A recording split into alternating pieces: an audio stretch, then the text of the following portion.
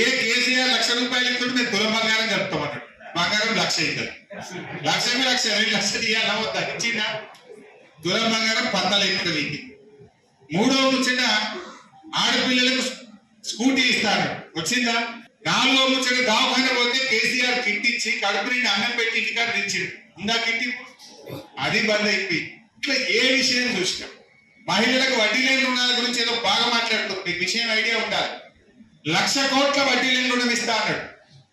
ఒక గ్రూప్ 20 లక్షలు అప్పు తెచ్చుకుంది అనుకో, 20 లక్షలకు వడ్డీ లేని రుణం ఇస్తున్నారా?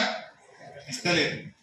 5 లక్షలకే పరిమితం చేశాం. అది పాత ముచ్చింది. నేను కేసీఆర్ ఇచ్చింది, కొత్తగా ఇచ్చేది.